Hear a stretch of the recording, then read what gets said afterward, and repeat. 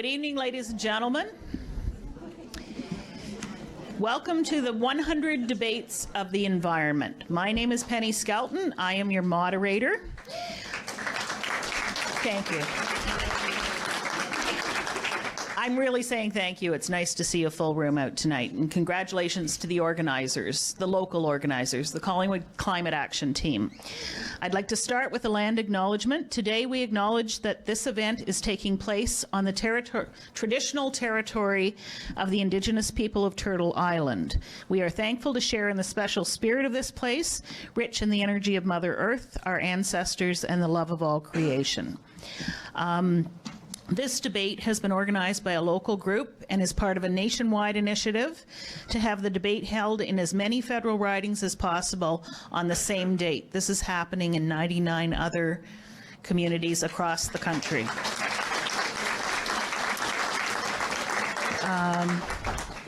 They aimed for 100, they got 105 registered. So,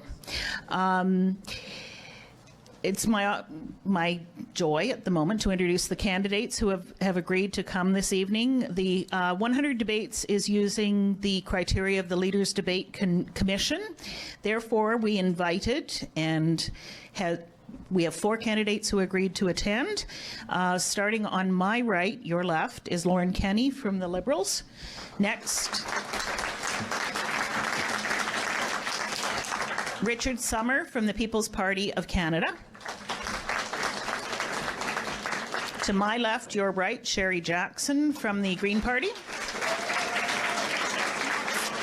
And lastly, present is Alona Matthews from the NDP. There is a last table. There is another candidate who was eligible to be here this evening, and that was Terry Dowdle from the Conservatives, and he respectfully declined to attend. Okay? No. Okay, I didn't get to the rules yet. You can't do that.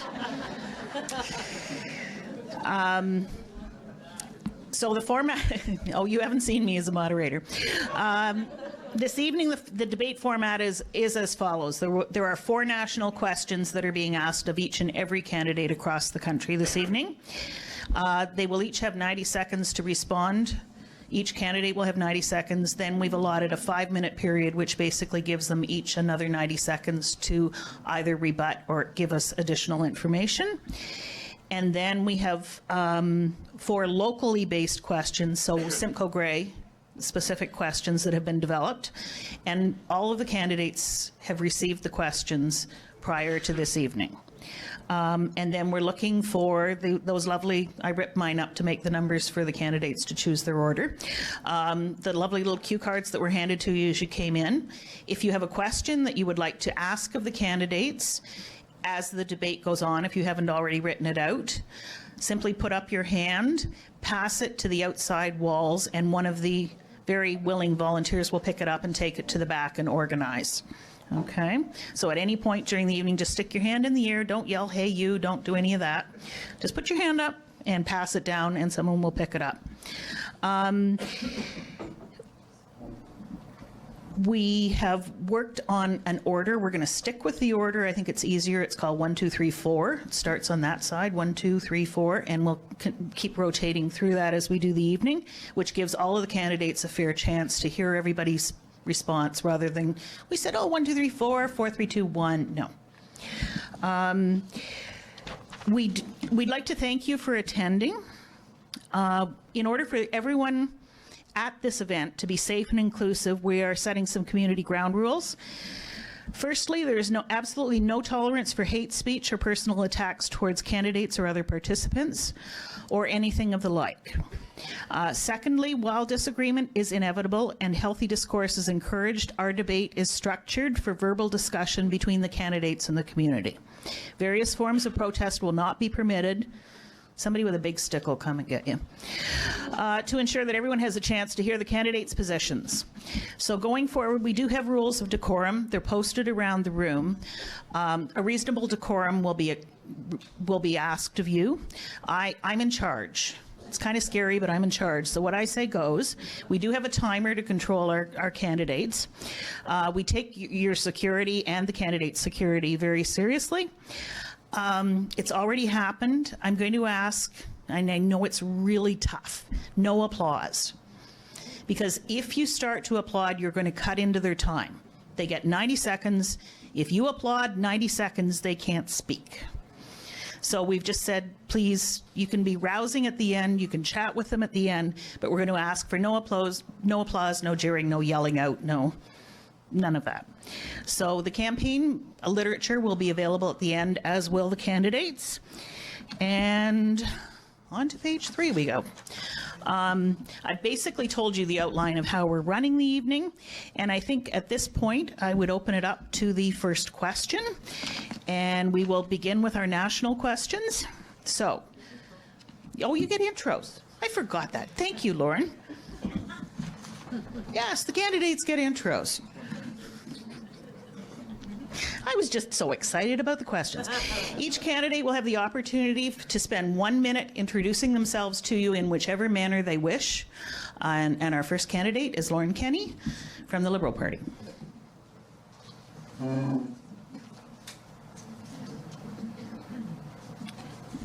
Thank you, Penny, and good evening. Thank you also to Catherine Daw and the 100 Debates team for organizing this evening. And thank you all for coming.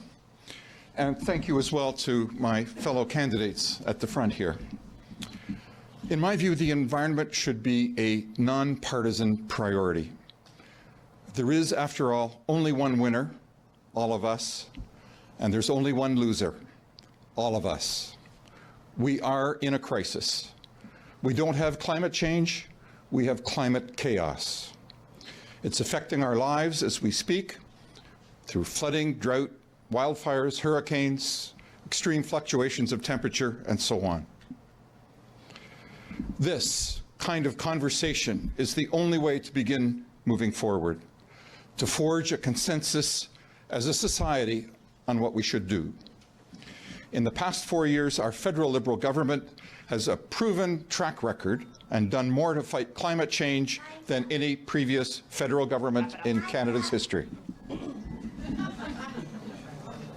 Thank you. Next is Richard Summer from the People's Party of Canada. Good evening, everyone. I'm very thankful to be here, and it's truly exciting and an honor, I must say, to be sitting here with these people at the front and with all of you. We are all here because we love Canada. We are all here because we love what Canada is and the way it is.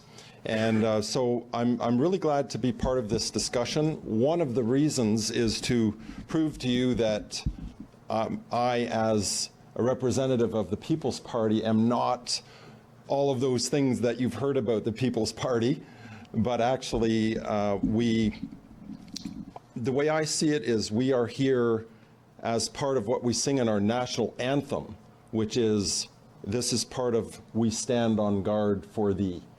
And that's what I truly believe. I thought that this introduction was also to introduce ourselves as people, so I was going to take a few minutes or a few seconds to do that. Oh, can't do that. Sorry, thank you. Next is Sherry Jackson of the Green Party. Good evening, everyone. Thank you for inviting me here this evening. I say this with absolute conviction. Climate change is real. I believe science. I stand with the world to say we must do everything in our power to avert crisis. I stand with those students who routinely walk out of class to protest in front of government buildings which remain silent and unmoved. Declaring climate emergency means nothing without action.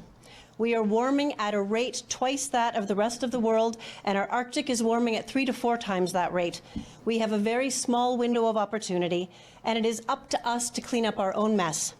And I'm here to say we have a strategy to reduce our emissions by 60%, to protect our natural resources, invest in clean energy, and restore our ecosystems. But it will take your courage to vote for that plan. Our children demand it, they deserve it, and we cannot let them down, because we promise to protect them, and they will never forgive us if we do not. Thank you. Next is Alona Matthews of the NDP.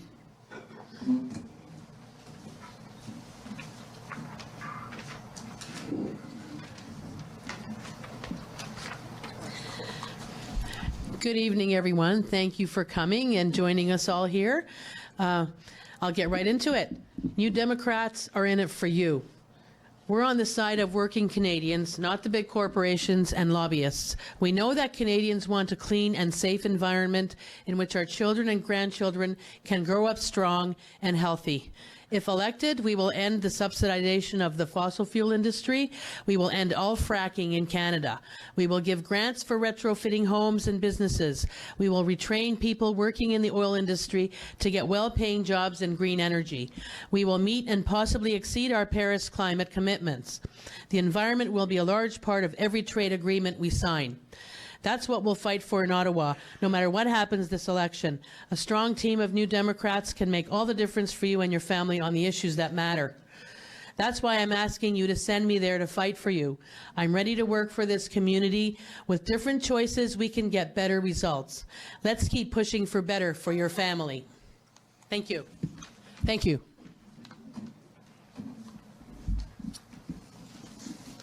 Now I can do national questions. Wherever I put them.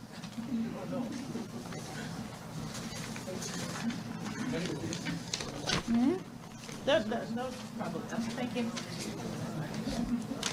You picked them up, Lauren. That's not fair. Okay. These are, as I say, these are being read all across the country this evening. The following questions are being asked of all candidates participating in each of the 100 debates on the environment. We would like to know what you, as an individual MP, would do to help solve these environmental challenges. We're looking for you to go beyond stating what your party has done or will do. In your initial response to these questions, we ask that you avoid talking about what other parties are or are not doing. So the first question is relating to climate change. Around the world, we are seeing inspiring examples of leadership to reduce the greenhouse gas, GHG pollution, and accelerate the shift to a green economy. At the same time, we are seeing a ramp up of the effects of climate change, and the scientific consensus is that we have little more than a decade to turn things around. We see extreme weather events across the country, including wildfires, flooding, and droughts. These are causing anxiety and worry, given their enormous financial and environmental impact. Per person, Canadians produce the most GHG pollution of all G20 industrialized nations, nearly 3 times the G20 average and over 20 tons per person. What are the key elements of an action plan that you will advocate for to ensure Canada meets its international obligations to reduce GHG pollution? Each candidate will have 90 seconds to respond initially, and the first will be Lauren Kenny of the Liberals.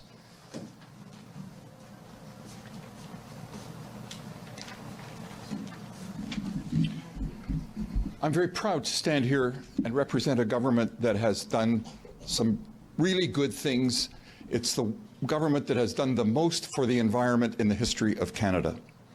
It's done investments in 1,200 public transit systems.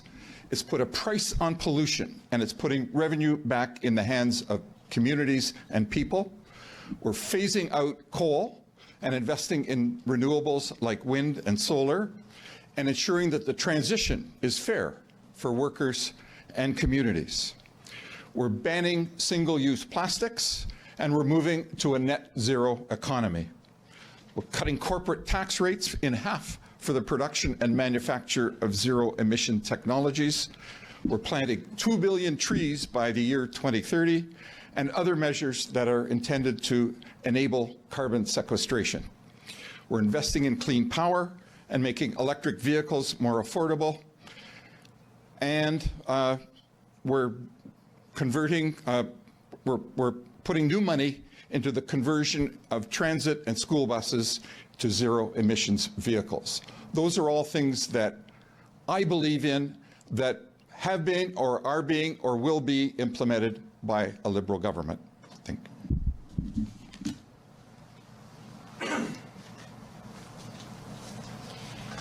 Thank you. I was remiss in my introductions. You've heard her voice a few times. We do have a timekeeper, and that is Julia, up here at the front. Young people becoming involved in climate action is wonderful. So our next speaker or responder will be Richard from the People's Party of Canada. Thank you. And may I preface this with saying that I did not have the advantage of having these questions in advance, so I'll do my best. I did not see any tomatoes come in, so I'm appreciative of that. But I do want to say that we approach this with the attitude that we want to be respectful of our environment. That is a core. So no one can portray us as a party that is reckless and careless about the environment. But having said that, we challenge the idea that there is scientific consensus. And I know that's not popular with a lot of people, but there are many who say that that 97% consensus is not necessarily the way that should be understood. 1988, the BBC reported that we were in dire straits as a planet, and that if we didn't do radical changes, that we would be in trouble. So I want to say that if we can encourage the free market to do things and innovate, that's what we've seen. If you compare a 1950s car to what we drove in today, I drove one that consumes 7 liters per 100. 1950, what would that have been? So the free market has its own natural pressures, and if we can encourage that, that's great. So we would exit the Paris Accord, and we would not support the carbon tax. Next will be Sherry Jackson from the Green Party. I'd like to preface my answers by addressing what would we do as individual MPs by saying that the Green Party has no party whip, which means I have no obligation to vote along party lines. So when we talk about what we can do as individual MPs, I actually have the power to act independently. I don't have to vote with my party. I can vote for what you want. I will advocate for greening the grid and the phasing out of fossil fuel over the next 10 years to meet the Green Party's target of 60% emission reduction by 2030 with net zero emissions by 2050. I will support the elimination of subsidies to fossil fuel industries, which amount to $3 billion per year in Canada, and we will ban fracking outright. I will cancel the Trans Mountain Pipeline, which is estimated to cost us between another $10 and $13 billion to make it functional. I will advocate for improved infrastructure for electric vehicles so that they are more practical and available for everyday Canadians. I will support a transnational transportation system that consists of rail, light rail, and electric vehicles. And I will work to ensure retrofits to buildings, homes, and businesses are affordable for you by providing subsidies, grants, and zero-interest loans to combat emissions. I will legislate and invest in infrastructure so that all new builds and all government buildings be retrofitted for net zero emissions. I will also work with farmers to help sequester more carbon in our soil. Thank you. And now Alona Matthews from the NDP.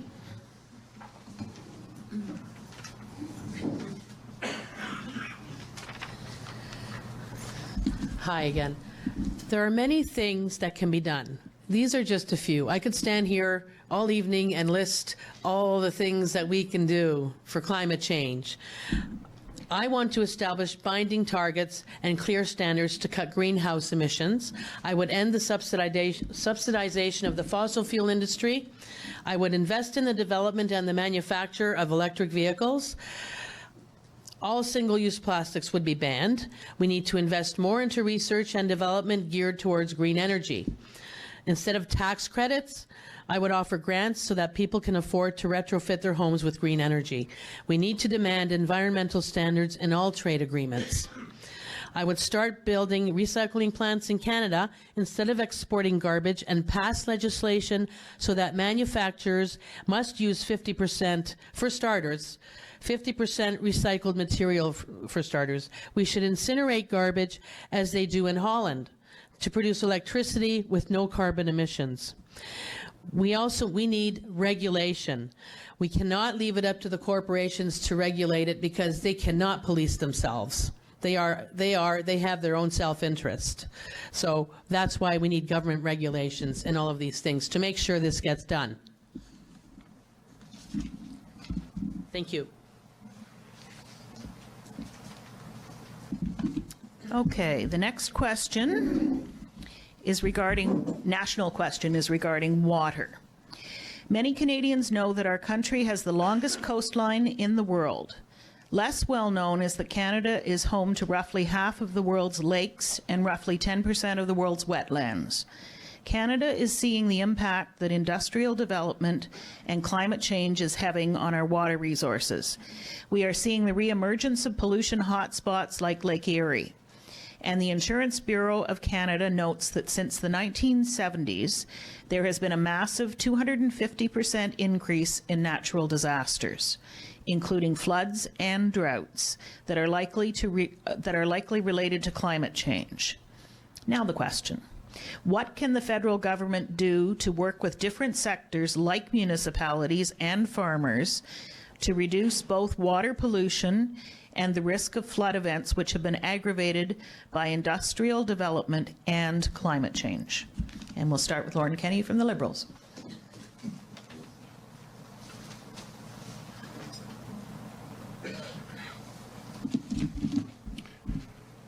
Part of the problem with climate change is the need to adapt. We have it. There are things that we need to do right now to take account of the fact that we're living with it. Our government has introduced the $2 billion Disaster Mitigation and Adaptation Fund, and that's for communities to help them adapt to climate change through more resilient infrastructure. Much infrastructure in Canada is out of date, and a lot of it needs to be rebuilt to take account of the fact that climate change is with us. And we will be adding an additional $1 billion to that fund.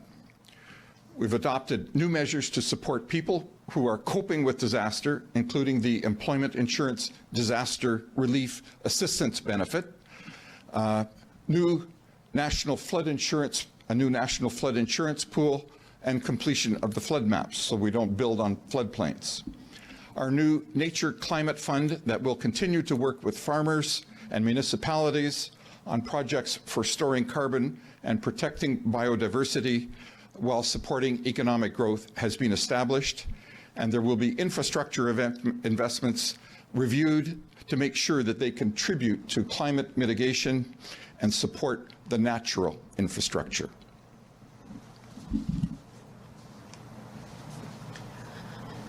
Next will be Richard Summer from the People's Party of Canada. Thank you. What can the federal government do? I want to make it very clear that the People's Party of Canada does not deny that climate has changed or is changing. What we just challenge is it anthropogenic? Is it mainly caused by human activity?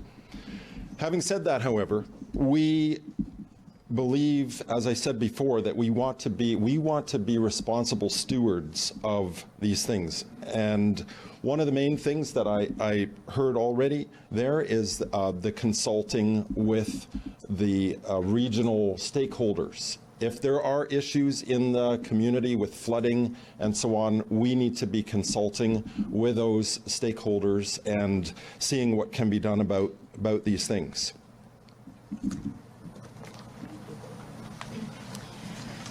Next is Sherry Jackson. You might wonder why I keep saying this. The candidates are coming up and their identification is at the table, and we're taping this with Rogers, so we want the viewing audience to be aware as well. Sherry. I believe that water is a fundamental human right, and it is necessary for all life on our planet. It is a common need of every living thing, and it must be protected. We need to actively legislate against corporations who jeopardize our water supply. Contaminated dumping, taking water from municipalities, giant gravel pits. We must restore the right of people and the environment over the rights of corporate interests. Now we have a system where our governments do not cooperate well together. Often they don't even know what each other are doing, and in many cases they contradict one another. We will create a Council of Canadian Governments of federal, provincial, municipal, and Indigenous representatives for high-priority policy making. This council will establish a national water strategy to ensure safe and plentiful drinking water for us all. We will legislate the protection of a minimum of 30% of our fresh water and land. We will climate-proof our water and wastewater systems to protect against flooding, drought, and contamination. We will increase green infrastructure by protecting our watersheds and our wetlands, restore buffer zones around waterways by planting trees and soil rebuilding, and invest in farmers and provide funding and support to enable them to protect wildlife habitat areas, water quality, and soil quality on their own land. Next is Alona Matthews from the NDP.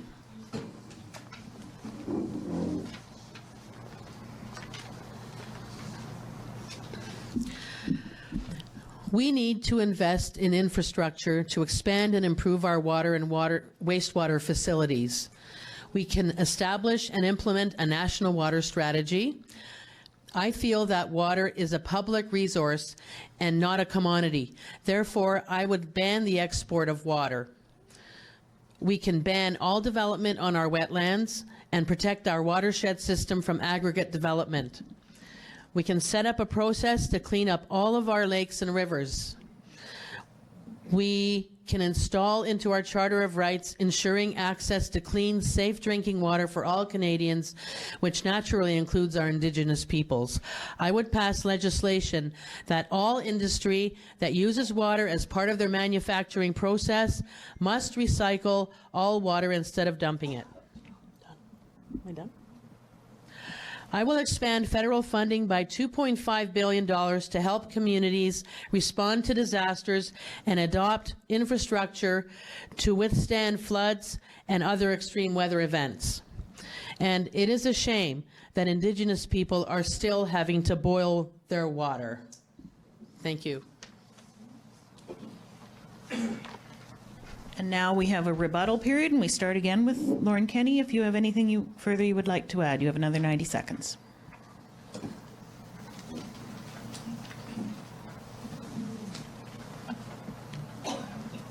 I don't know if I necessarily want to rebut anything that has been said. The notion of water as a human right, of course, makes perfect sense. We all have to have it. We die without it. I do want to just kind of take some small issue with the notion that there is indifference to the plight of First Nations communities which have boil water advisories.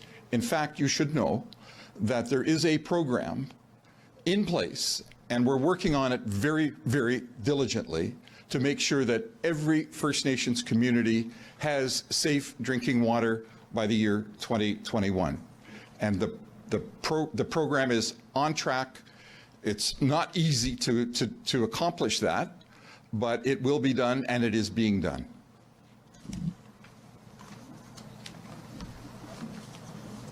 Richard Summers from the Canadian People's Party, would you like to add anything? Mostly things that I omitted to say in my first round. Concerning wilderness conservation, I talked about the consultation process. I also want to mention farm tax being limited to 10%. I think that's a big thing, because what has to be done is people have to be free to spend the money that's required to protect these areas. And we don't believe that increasing taxing is always the answer, but we believe that if more can be left in the hands of individual businesses and citizens and farmers, that more can be done. I also wanted to say concerning I wanted to connect the first question to immigration. And we have adopted an overseas child. We love people out there. But I just wanted to throw this out there, that to bring in the extra 200,000 people that are proposed by the other parties, I've calculated that that will, compared to them being where they are to coming here and living for a year and traveling, that will cost 1.5 million tons of carbon. Think about that. Sherry, you have 90 seconds. I don't think that it's acceptable for our Indigenous people to have to wait another year, 2 years to get clean drinking water. I believe that they have waited for hundreds of years for us to treat them with the respect that they deserve, and that is our responsibility to make sure that we are doing everything we can right now to protect those people and their drinking water. Unfortunately, you can go to any store and you can buy a filter that will filter just about any quality of water into clean drinking water, and I don't know why in the meantime we haven't provided every community with that, because how do you tell a child who is 6 or 10 years old that they're going to have to wait a few years before the water they drink is clean? That is unacceptable.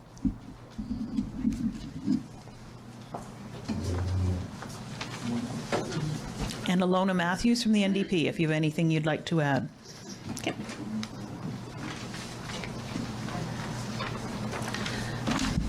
I think 4 years ago, the Liberal government should have called the state of emergency regarding to the water quality in the Indigenous areas.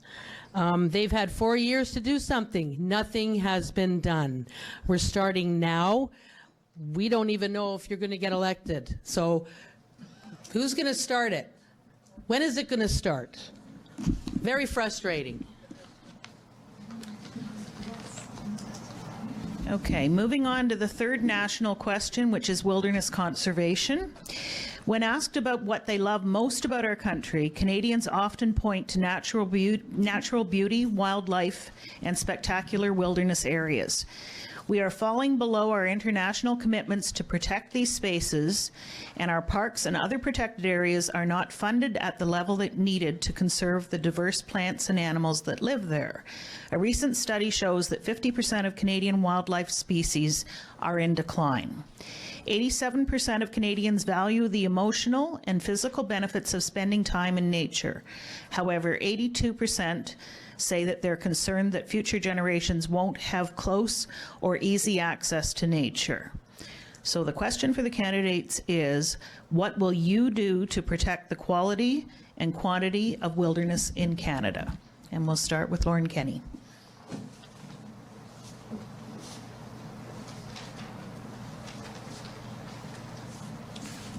Well, very briefly, what is being done are the following.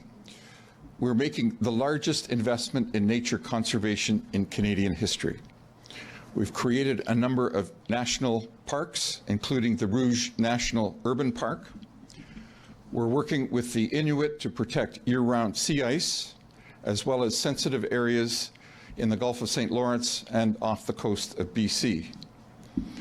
Under a Liberal government, we've gone from protecting less than 1% of our oceans in 2015 to just under 15%. And we're well ahead of schedule, well ahead of a commitment that was made by the Harper government and on which nothing was done. Our $1.3 billion investment in protecting nature has put Canada on track to meet our international goal for the protection of biodiversity. The 2020 targets are 10% for marine and 17% for terrestrial. For inland, land and inland waters, we've gone from 10.5% to 12.6% and are stepping up massive new efforts under the Nature Fund. Our platform has announced new goals of 25% protection for land and 25% protection for oceans for 2025, with a goal of 30% protection for each by the year 2030. These decisions are grounded in science, Indigenous knowledge, and local perspectives.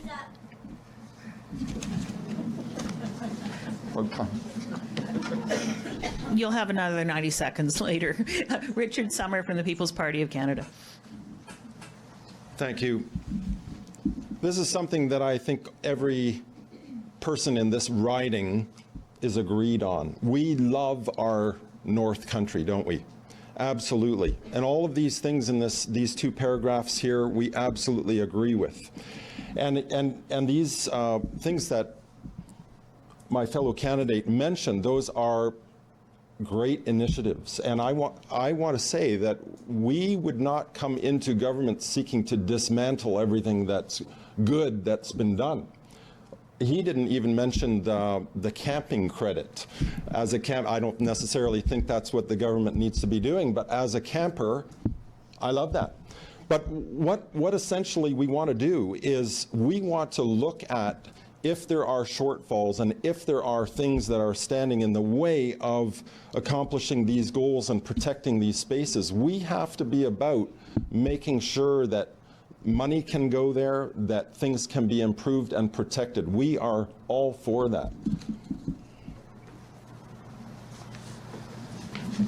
Next is Sherry Jackson from the Green Party.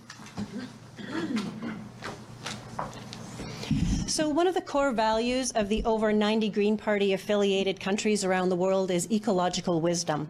We have a Green Global Charter, and that is common to all Green parties across the planet. And that is based on the idea that everything is interconnected.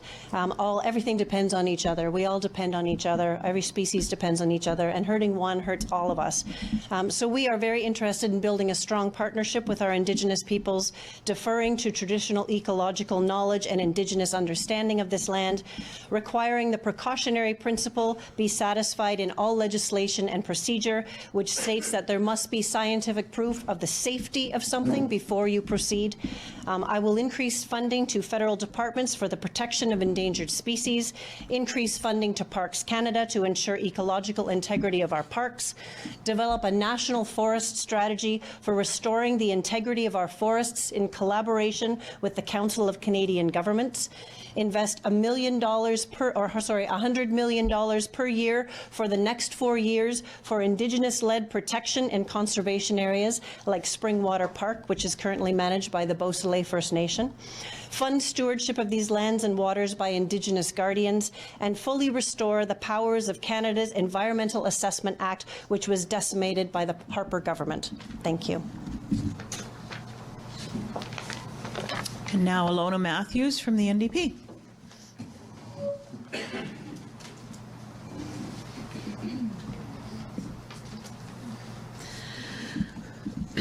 Protecting the quality and quantity of our wilderness, including protecting and restoring ecosystems, will be central to all social and economic planning. The laws to protect biodiversity and threatened species must be strengthened. I want to develop new national parks and protect the ones we already have. I would ban all culling of animals which exists for the purpose of satisfying the needs of industry or recreation, and let nature take her course. I will stiffen the laws for dumping garbage into our lakes and rivers and leaving garbage in the forests, and increase more funding for the protection of endangered species and reforestation.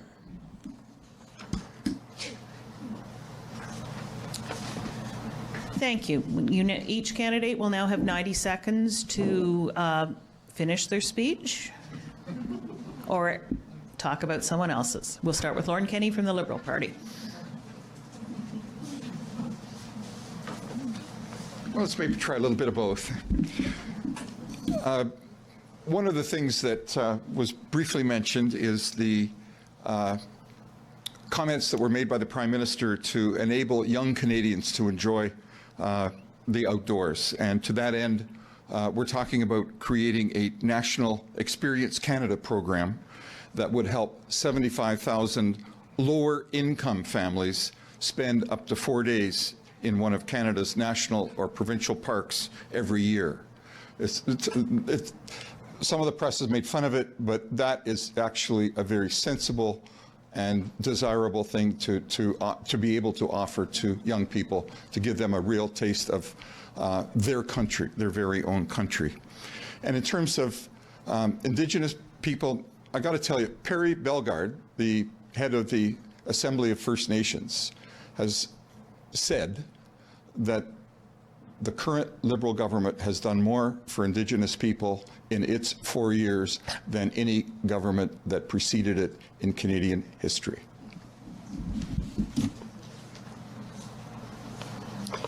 And now 90 seconds for Richard Summer from the People's Party of Canada.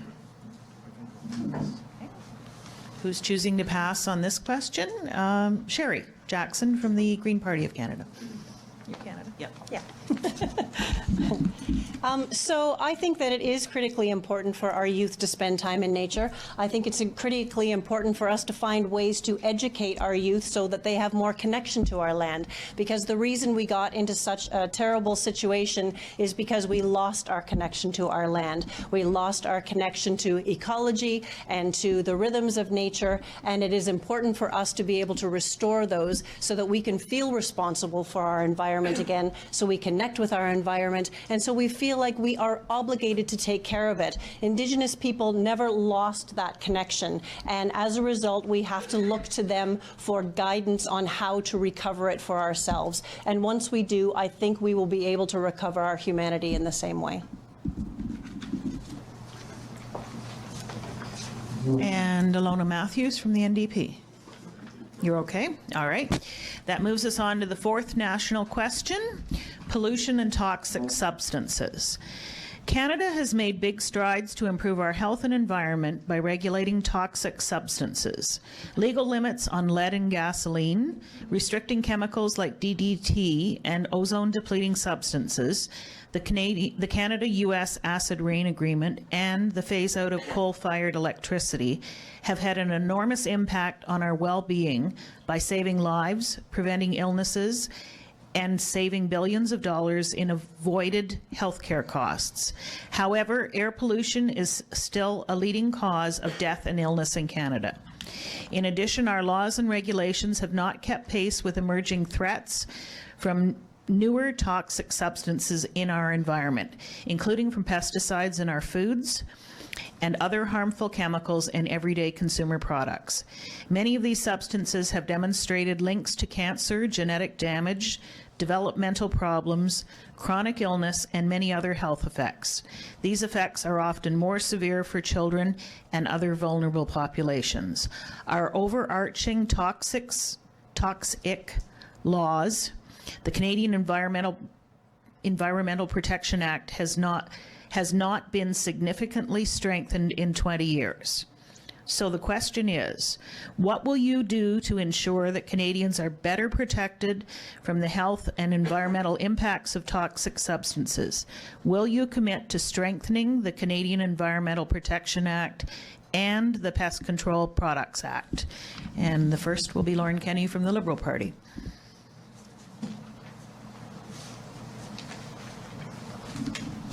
Thank you, Penny. And the short answer is yes. A re-elected Liberal government is committed to introducing a bill to reform the Canadian Environmental Protection Act as one of its immediate priorities upon re-election. It's also committed to eliminating coal by 2030. And that's something that will lead to a reduction of mercury emissions, which is one of the most dangerous of toxic substances. We're also committed to a clean fuel standard to reduce pollution from all fuels, including gasoline and diesel. Our federal government has upgraded and continuously updates the Workplace Hazardous Materials Information System that protects working people from environmental hazards. There have been investments in green infrastructure that will reduce pollution that has made its way into our waterways, and there is a ban on single-use plastics that will mean less microplastics in our environment, water sources, and food systems. We have banned the import, sale, use, and export of asbestos and products containing asbestos. Hello, Kelly Leach, who, as you all know, famously refused to object to the Harper government's endorsement of the asbestos industry. We're phasing out HFCs, which are greenhouse gases used in appliances such as refrigerators and air conditioners, and ton for ton, they are actually more potent than carbon dioxide. We propose using federal... Stay tuned for more goodies. Next will be Richard Summer from the People's Party of Canada.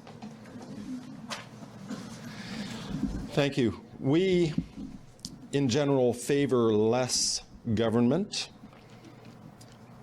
But having said that, if there's a dysfunction in these two acts that have been mentioned, the Canadian Environmental Protection Act, if it's a fact that that has not been significantly strengthened in 20 years, then there would be things that would have to be done. Maybe not reinventing the wheel, but addressing why that has not been given sufficient attention. These are very serious issues, and we are committed to increasing safety. We would, and I personally would stand behind this, that before chemicals and pesticides are released for use, this must be the case already, that they are rigorously tested and that we don't have disasters that we've had in the past repeated. The ban on plastic is something that I think everyone has agreed on, that this has been a disaster for our country, but more so even in developing countries, and we have to find better alternatives to those things. Next is Sherry Jackson from the Green Party. So we will legislate that a healthy environment is actually a human right. We all have a right to clean air, soil, and water. We will increase procedural transparency, the right to public participation and consultation, and mandatory hearings to assess environmental impact of proposed projects. I will increase access to judicial review, so we are empowering people to be well informed about what is happening in their communities. We will mandate free, prior, and informed consent for Indigenous peoples and the expectation of legitimate, thorough consultation. We will recognize existing treaties with Indigenous peoples. We will adhere to the precautionary principle in regard to approvals and projects to ensure scientific proof of safety before proceeding. We will strengthen the Canadian Environmental Protection Act so we can limit approvals and limit the use of substances that are toxic. We will legislate microfibers as toxic substances. We will improve monitoring of the health impacts of pesticides and give Health Canada and hospitals the responsibility of record keeping for environmental health-related illnesses. We will ban the use of neonicotinoids, which kill our pollinators, and ban the cosmetic and forestry use of glyphosates, like Roundup. And we will encourage and provide financial incentives for farmers to switch from traditional practices, pesticides and fertilizers, to more organic and environmentally friendly methods. Thank you.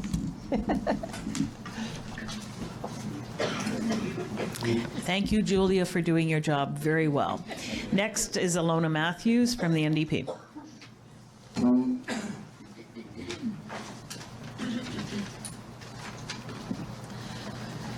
So what I would do, I would review all economic decisions to assess the environmental impact of toxic substances. Strengthening and enforcing the Environmental Protection Act and the Pest Control Products Act is key. Enforcing already existing regulatory bodies such as the Pesticide Management Regulatory Agency must be done by hiring more inspectors. I will change food labeling to include all ingredients, no matter how small the percentage, including whether ingredients are genetically modified and where it originates, and not just where it is packaged. I will fight to strengthen our domestic market so that we are less dependent on imported foods. Access to healthy food is a fundamental human right, not just a commodity. I would further reduce industrial air pollution by another 50% until zero emissions are established.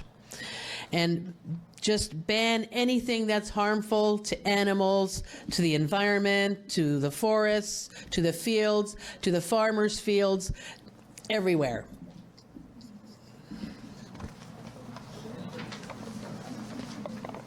Well, as a candidate so aptly stated, stay tuned. So we'll do another round through with starting with Lauren Kenny from the Liberal Party. So this is the 90-second Rebut. Add on. add-on. This is 90 seconds where you can chat, give us your opinion, tell us your party platform, whatever you'd like.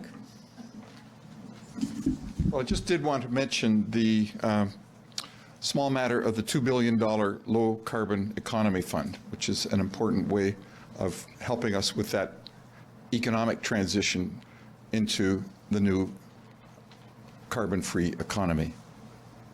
Kind of important.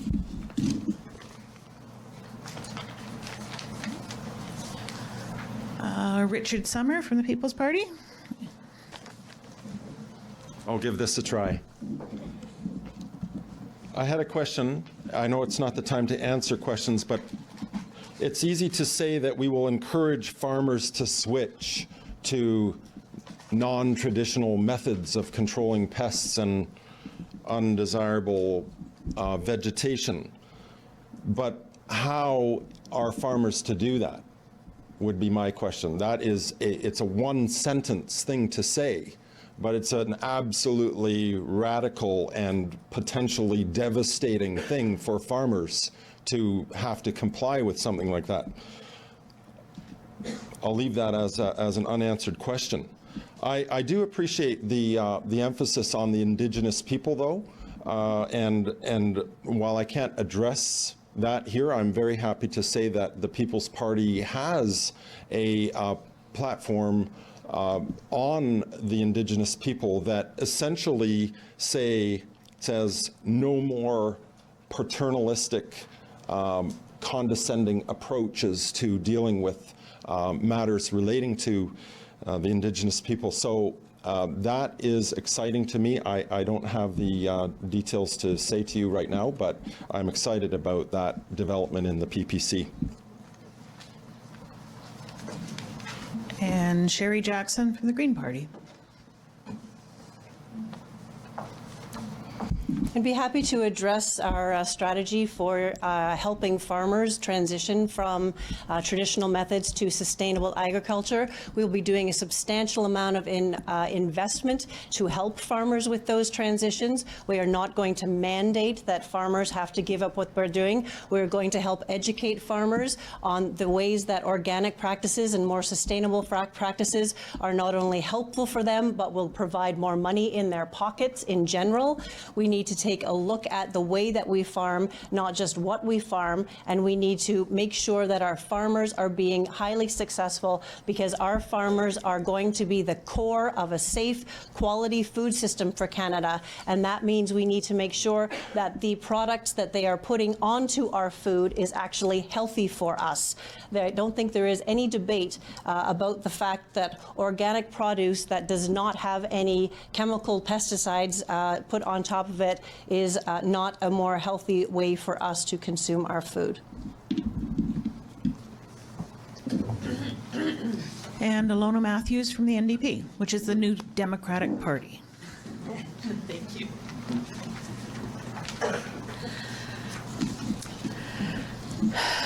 Less government. Well, as far as doing what we should be doing to protect all Canadians from pesticides, poisons, we need regulation. We cannot leave it up to business. We need to regulate things to protect us Canadians from all of these things. That's the whole thing, especially this climate change thing. We need government to regulate. There's no question about it. I've arbitrarily decided, let's have a round of applause for the candidates. We finished the 4 national questions. Okay, that's enough. On to our local riding questions, which have been developed through the Collingwood Climate Action Team. Number 1, we live in a unique area which includes the Niagara Escarpment and the Georgian Bay that is a 4-season tourist destination. While our full-time population may be small, it is growing, and we receive 2.5 million tourist visitors per year. Tourism is a huge economic driver for our area, and can also have a considerable negative impact on our environment in terms of transportation issues, land and resource use, and waste generation. Your question is, what would your party do to support tourism while ensuring that it is environmentally responsible and sustainable? Lauren Kenny from the Liberals.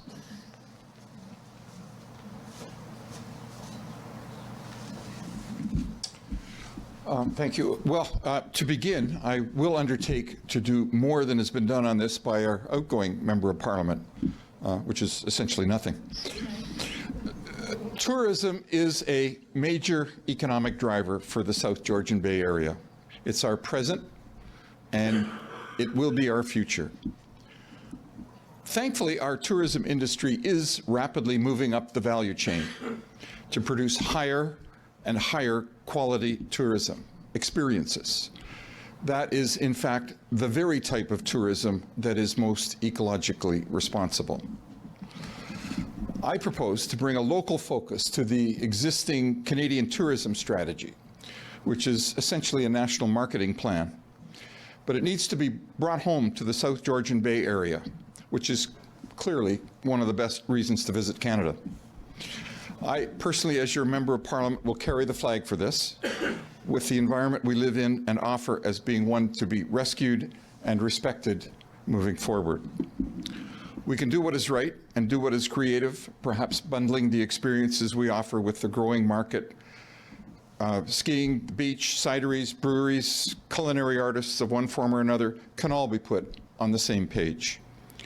We are a great place to introduce ecologically responsible practices as demonstrations of how to do it, to be the first to get rid of unnecessary single-use plastics, the first to adopt clean transportation, and other things that I'll describe.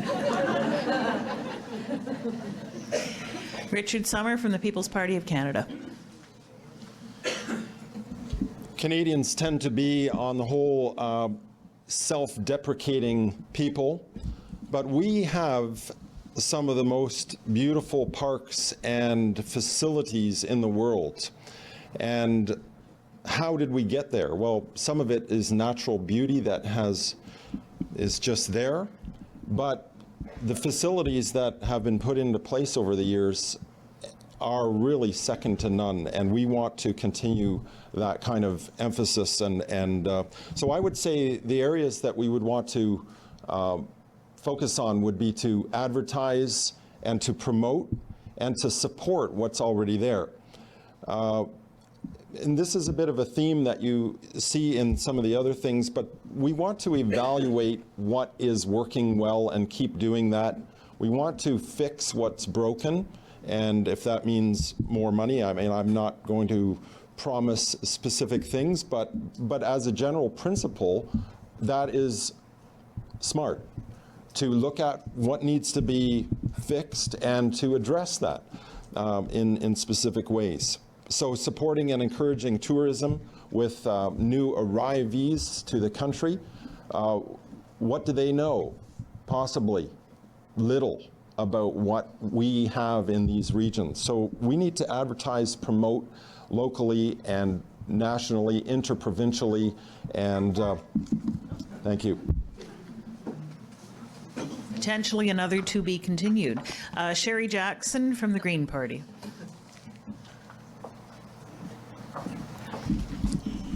The biggest growth in tourism right now is ecotourism, which is a combination of ecology and tourism, which can both educate people on the environment, help people learn about conservation, and encourage stewardship, like Beausoleil First Nations is doing in Springwater Provincial Park right now.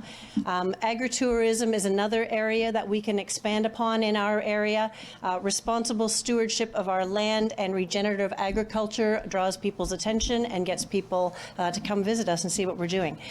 Food tours, where we have some of the most desirable wine, beer, cider, and spirits in the world, farm to table, and teaching people how to farm, how to cook, what they harvest, and canning.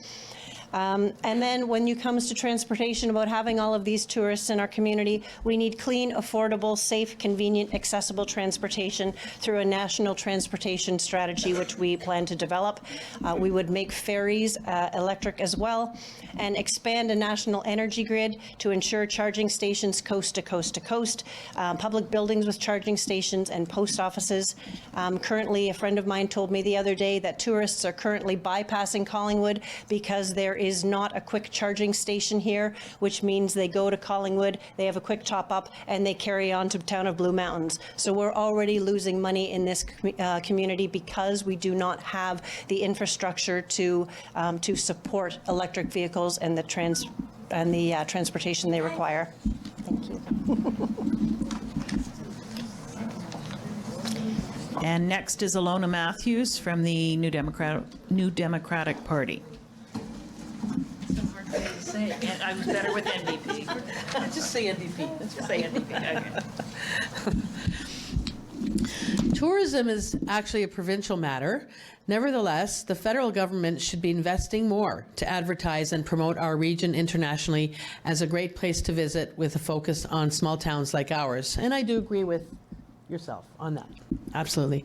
The federal government can supply funding for rapid transit and install charging stations. Like, we agree with all of those things you said. Yeah, absolutely. We will have funding available for entrepreneurs who are interested in the tourism industry as well. So that's another thing that we want to encourage. Small business. And we will increase the funding for the arts. That's everything in whatever else we said, right? All those things. All those good things. All those good things. All those good things. Yeah. Then, you were so good the last time, let's give our candidates a round of applause for answering of the local questions. Water is abundant in our region. With climate change, there is the potential for water to be removed from our watersheds, which could impact residents, agriculture, and industry throughout our riding. What policies and protections would you propose to protect water for the residents of Simcoe-Grey, considering that the needs of agriculture and industry and the potential for impact on the economy? And we begin with Lauren Kenny from the Liberal Party. 90 seconds only. I recently came upon a comment that we're loving this area to death. It's a comment that came from the Blue Mountain Watershed Trust. And I want to say a little bit about them. It's a group that I was involved briefly with. I've attended some of their meetings and basically took in their ethos. And as a citizen, I volunteered on a couple of things. As your member of parliament, I would want to work very closely with them in ensuring that we maintain a balance between the environment and development. They aren't the only game in town, but in my view, they are the most knowledgeable. And I really did develop a thoroughgoing respect for them. Obviously, as a member of parliament, you don't want to say you're a complete convert to any one organization, but I think those folks have a really solid grip on how we deal with things like aggregates, with Phragmites, protecting the Niagara Escarpment, protecting the Silver Creek wetland, and how we match development with the needs of the natural environment. And I want to say that I think the full weight of the federal government needs to be brought to bear on those kinds of issues, and I'd like to get at it. Time's up. Next is Richard Summer from the People's Party of Canada. Thank you. The question has some ambiguous parts in there. With climate change, there is the potential for water to be removed from watersheds. A lot of questions between the lines, but may I say in general that if money is needed for those kinds of things on an individual level, this is where it will come from. The PPC proposes 0% personal tax from $0 to $15,000. 15% above $15,000 to $100,000, and 25% above $100,000, which is a significant difference from other parties. I'd also like to say that, well, land use is a provincial matter, but I'm going to also say that, similar to the other point there, that capital gains tax and primary home tax reduced to 10%, and abolish the capital gain, or sorry, the primary home tax. These are very significant things for what's in your pocket at the end of the day.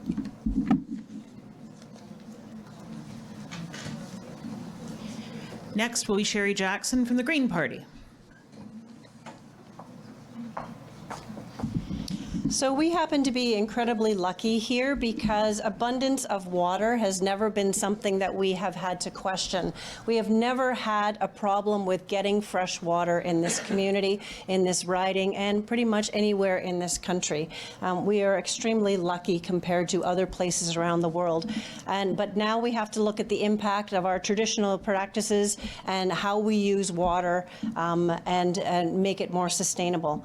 We have to look at options for industry and farming. There are options for farming that use less water, less tillage, implementing drip irrigation, building ponds for our water needs, which can also become habitats for wildlife, and considering rethinking what we farm. Smarter livestock management with free-range and grass-fed livestock also reduces methane, considering the production of hemp and drought-tolerant crops, rotational grazing and cover crops to mitigate evaporation, and using compost and mulch.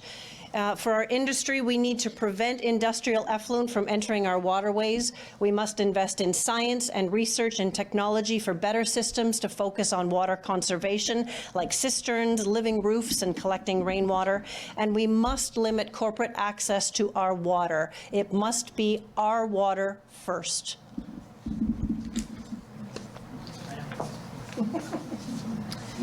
And Alona Matthews from the NDP on the water question.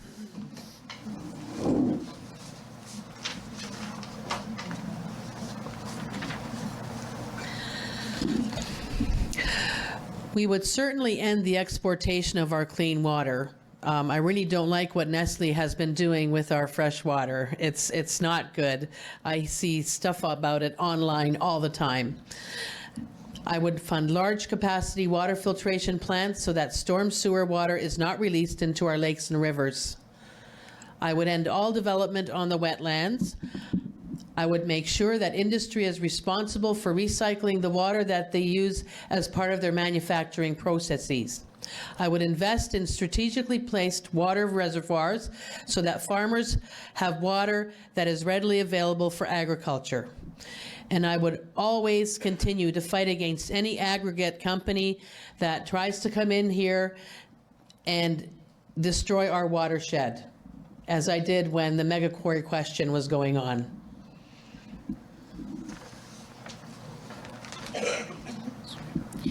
Okay, our third local Simcoe-Grey riding debate question is, background, we are a rural, small-town riding with a high dependency on fossil fuel, powered vehicles for farming and commercial transport, as well as for personal transportation. There are currently limited local and regional public transit options available. We know that transportation sector emissions account for 25 to 30% of our total greenhouse gas emissions, and it continues to grow. The question we would like you to answer as candidates is, what will you do to reduce the impact of transportation on the environment while ensuring an economically viable means for the citizens of Simcoe-Grey to get where they need to go? We'll start with Lauren Kenny from the Liberal Party.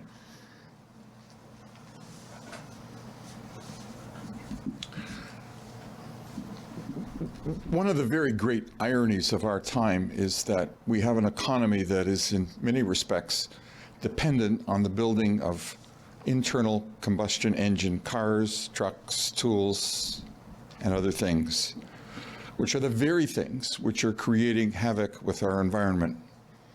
So the huge challenge before us is, how do we get off this merry-go-round? And where do we start? It begins, I think, with the building up of alternatives. It involves companies like Honda, which is a pretty major economic driver in this riding, which of all of the major manufacturers is leading the parade to non-polluting vehicles. Clean vehicles will be a priority, and there are subsidies to encourage their purchase, which will be increasing in importance. There will be new money to convert transit and school vehicles to zero-emission vehicles. We do need a program to establish charging stations to make it feasible for people to make that switch. And of course, it does mean massive investment in improving public transportation, which is particularly short in this area around here. The overall solution lies in a nonpartisan, collaborative, multi-jurisdictional effort, and with all due respect, the Liberal government is the only logical choice to lead that charge. Thank you. We're getting this 90-second thing down pat. We're going to put Julia out of her job. Next will be Richard Sommer from the People's Party. So what will you do to reduce the impact of transportation?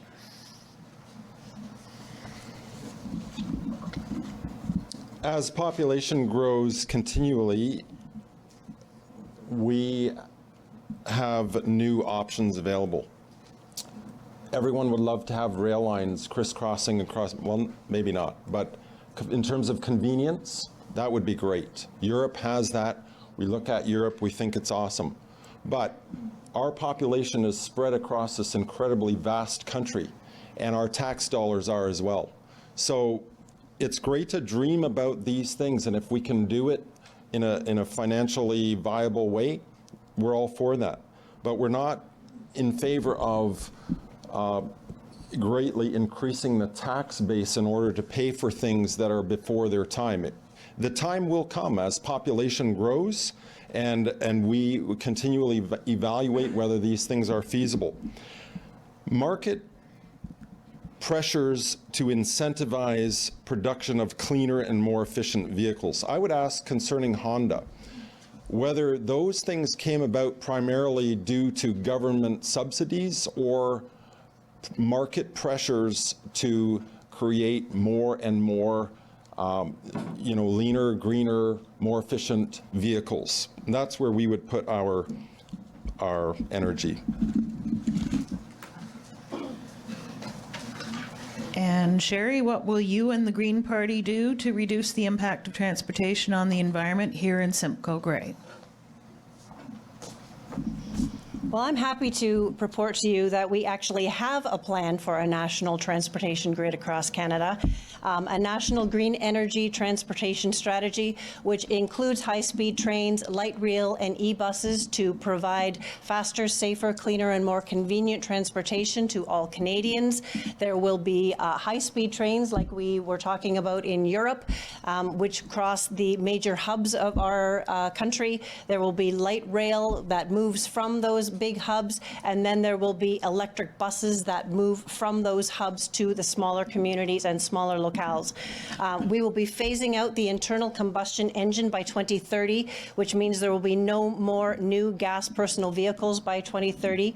We will invest in the energy grid and infrastructure for charging stations and provide financial incentives for people to purchase electric vehicles, invest in biofuel to power vehicles that are not conducive to electric, like farm equipment and construction equipment.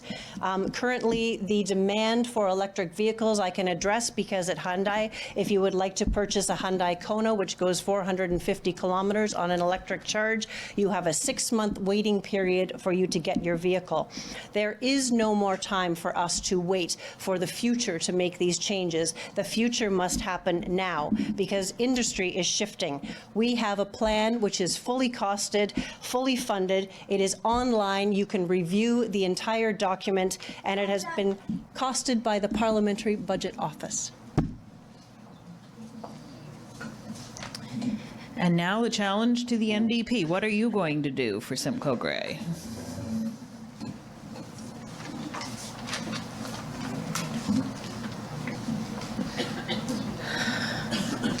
So what are we going to do for Simcoe-Grey?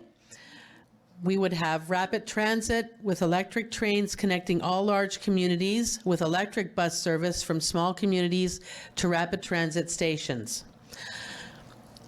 We would help create funding for the municipalities to help them switch over to electric vehicles.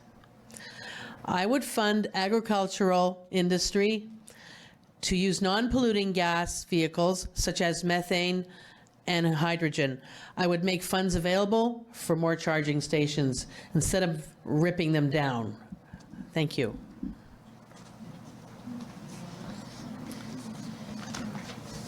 And our fourth local question is, this is the tough one, folks, candidates.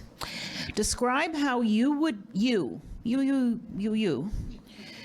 an environmental champion and what you would do to work, this is the tough part, across party lines in a nonpartisan way to find common ground to help solve the climate crisis, which affects us all. And we'll start with Lauren Kenny from the Liberal Party.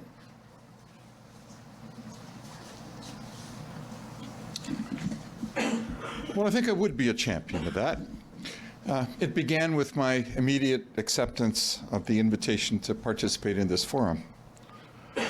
I think I've said it here a couple of times tonight that the war against climate chaos ought to be fought on a nonpartisan basis, and that is the challenge of Canada. It's the challenge of our times. So am I prepared to work in a collaborative way with other parties on this? Absolutely.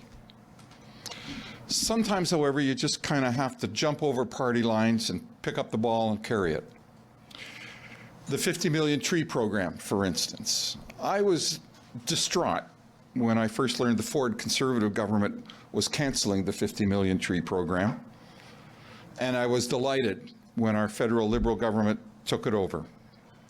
I'm absolutely delighted that the idea has been now expanded to a program of 2 billion trees over 10 years. It's a small matter, but it's an important one. One measure of federal-provincial cooperation that I'd like to see is the planting of trees along major highways to provide windbreaks, to prevent snow buildup and the expensive time-wasting closures of roads that we have every winter.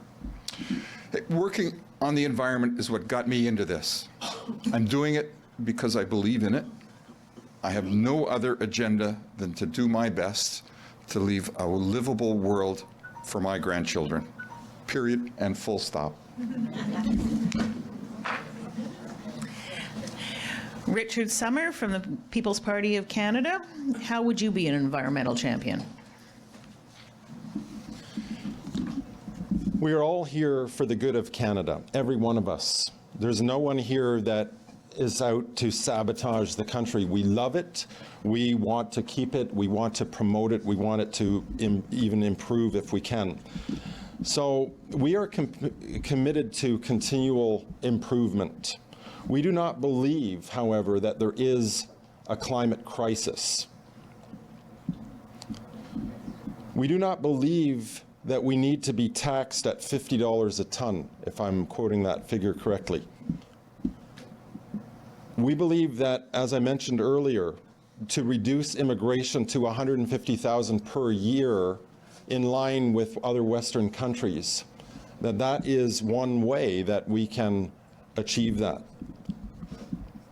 As principal of a school, I can say that we participated in a tree planting program just last week. Those kinds of initiatives to educate the youth, to show them that we care about the environment and that we're actually taking steps to improve it, to do what we can, those are awesome things to encourage, and I would definitely stand behind continuing to do that. Thank you. And Sherry Jackson from the Green Party. This is going to be interesting. What are you going to do to be an environmental champion? Well, I'm going to keep doing everything that I've been doing for the past 10 years because this is really important to me. And the reason that it's most important to me is because of that young man standing in the back right there in the white shirt who just came here after spending 12 years on the road running, or 12 hours on the road running. I am here because I care about the future of this planet for my children and your children and our grandchildren. But I believe this is not a calling just for our government. I believe this is a calling for every Canadian, and it behooves every one of us to get involved and take action. Part of what this crisis can teach us is how to come together again, how to build community, work together, connect, be more conscious, slow down, notice, and be present.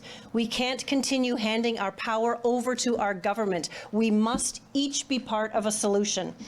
My responsibility as an MP will be to ensure the legislation and infrastructure is there for every Canadian to be able to choose more sustainable options. This is the future. We need to embrace the awesome opportunity and the awesome responsibility we hold to transform everything for the better.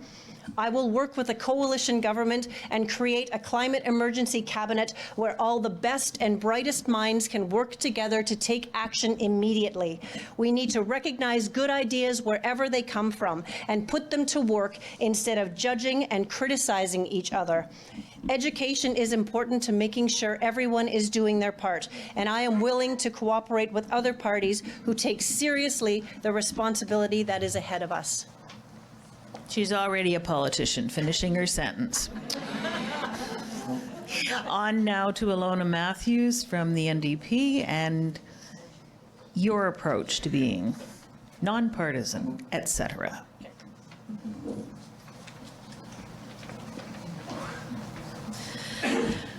These issues should always cross party lines without exception. I would have a conference with all levels of government to find solutions which would benefit this region and to make funding available in order to implement these solutions. I would also listen to grassroots organizations as well as Indigenous peoples for ideas for legislation to protect the environment. I would speak out against all corporations, organizations, and political parties who do not take our environmental issues seriously. Thank you. Okay, this concludes the 4 local questions, and we're moving on. The members of the Collingwood Climate Action Team have been diligently reviewing the questions handed in and have selected 4. There were some very common themes through them. We must be out of the room in 1 hour, and we'd like to give you some opportunity to be able to speak to the candidates individually as well. So, question number 1, and the candidates will have 90 seconds to respond. In 2016, according to the Public Accounts of Canada, the Canadian government spent $1 billion on the environment and $28 billion on the military and defense. How would you change that ratio of spending? First up, Lorne Kenny of the Liberal Party.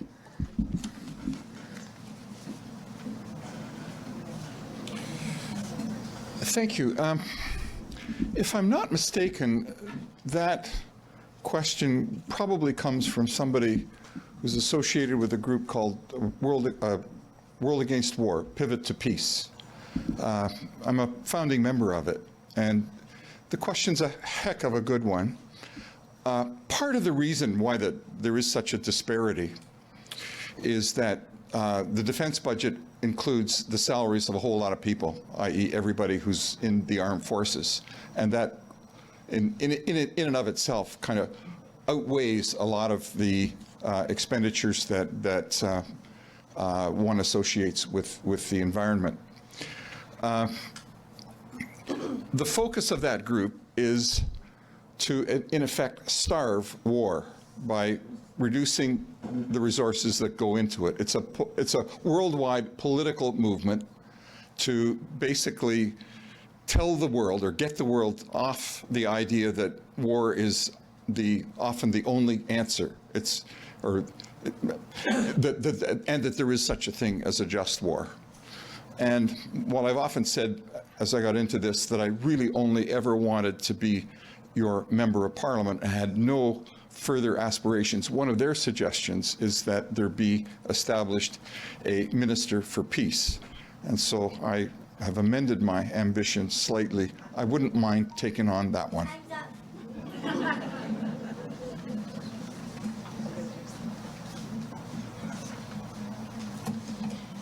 Next is Richard Summer of the People's Party of Canada. It's a great question. Some of the same themes there. I would say we need to be committed to stop intervening in other countries' business.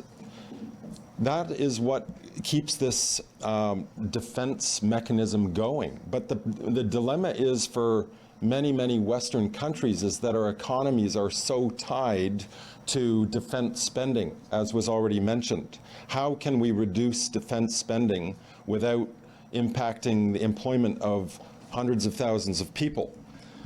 Well, I have some humorous ideas for having an Olympics, a military Olympics that doesn't involve killing anyone, and we can just all compete and show off our stuff. But seriously, it's a problem that is almost impossible to solve. But I think if we're committed to not meddle with other people's business and not stir up conflicts, we can reduce the need for military spending. Thank you. And next, Sherry Jackson from the Green Party. I think the answer to that question is very telling, because the short answer is we have used war as an economic stimulus for generations, and we have put more effort and energy into killing each other and others and destroying things than we have into building things up. So therefore, I think our economy has been built upside down, and our society is struggling because of that. We have an obligation to invest in the protection of our environment, because it is estimated that by 2050, if we do not, it is going to cost Canada alone up to $91 billion per year to address the emergencies that come about because of climate change.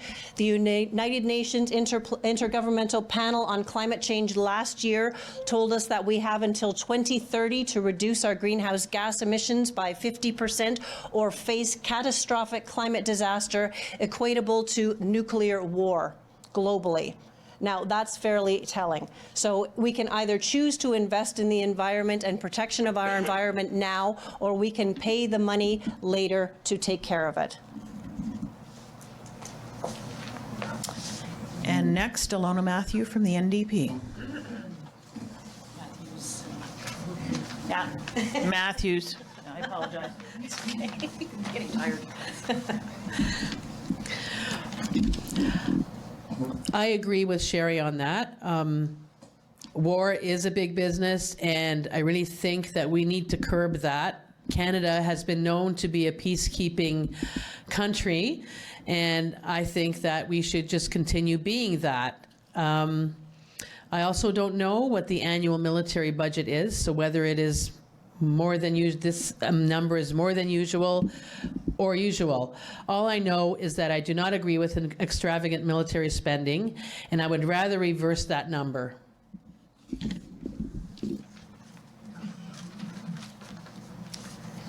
The next question is, now that, I'm going to put my glasses on. Now that we have purchased a pipeline for $4.5 billion, what would your party do with it? So, the party that purchased it can answer first. The Liberal Party in Lorne Kenny.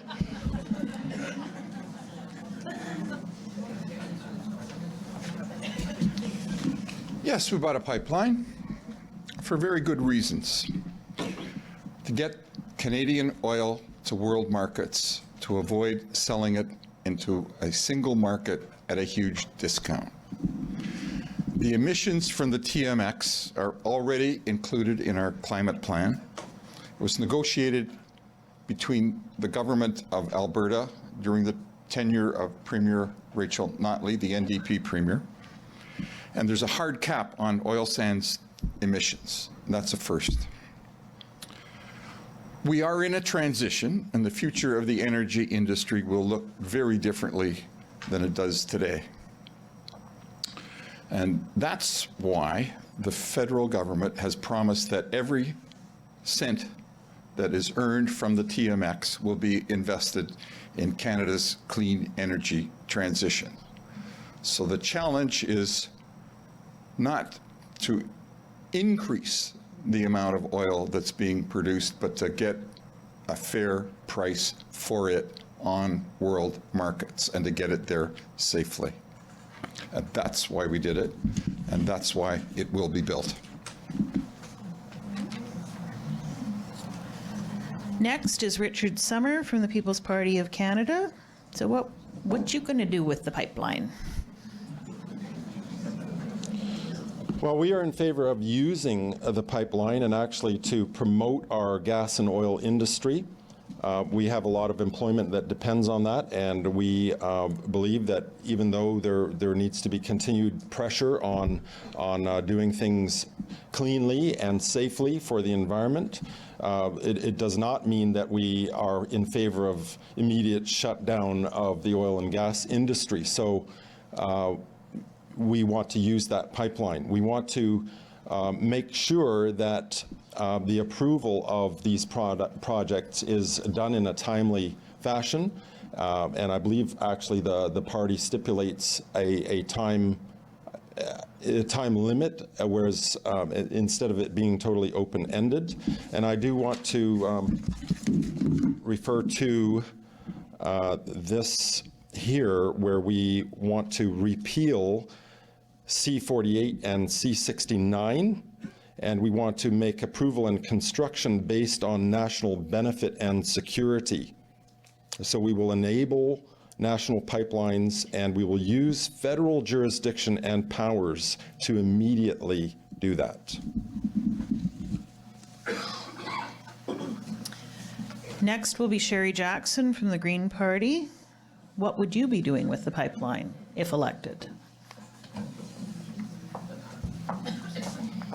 So I'm sure it's not going to surprise you very much to hear that the Green Party is not in support of the Trans Mountain Pipeline.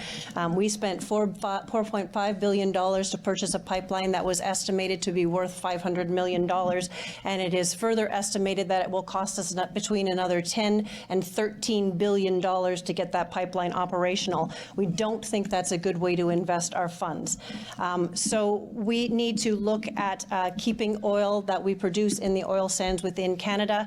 We would like to eliminate our trade agreements with Saudi Arabia in particular due to human rights issues that occurred in that country. I actually have the experience of having lived in Saudi Arabia with my husband, who was there for 3 years. I was there for 15 months. The human rights violations during that time while I was there are unspeakable, including beheadings in the square every Friday afternoon for public consumption.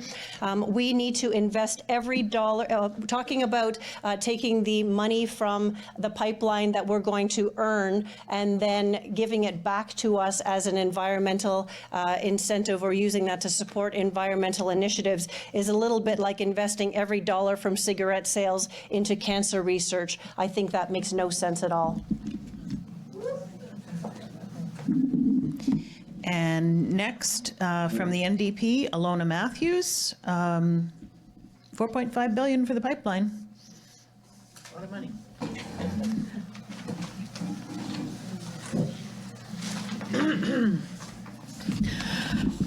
I am certainly not in favor of the transportation of bitumen in any form. It should at least be refined on site if that's what we're doing while we're transitioning from fossil fuel to green energy. Bitumen doesn't float, so it would be horrific for marine life if there was ever a spill on the coast. What we want to do is we want to change from fossil fuel to green energy as soon as possible, but avoid transporting this horrible material. There's got to be a better way. And especially, I think that I heard that pipeline is not exactly new, so.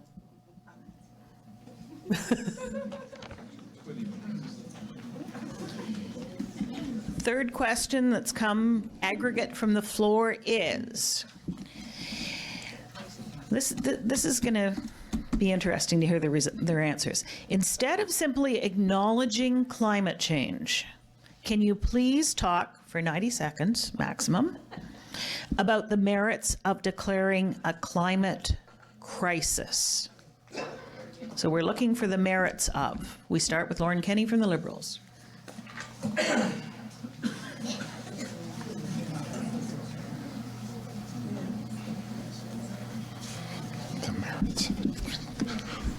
I declare we have a climate crisis. I declare that we need a government that will act to deal with it. I'm anxious to be part of such a government. We do have a crisis. I don't want to argue that.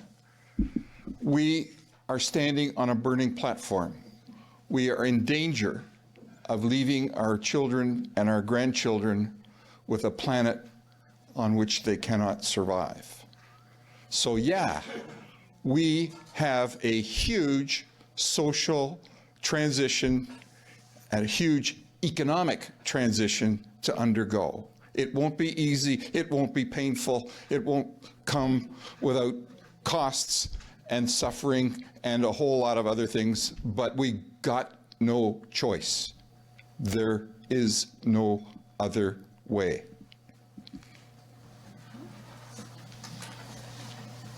Next, remembering the question, what are the merits of declaring a climate crisis? Richard Summer from the People's Party of Canada. Thank you. Well, obviously, the PPC does not think there are merits to declaring a climate crisis.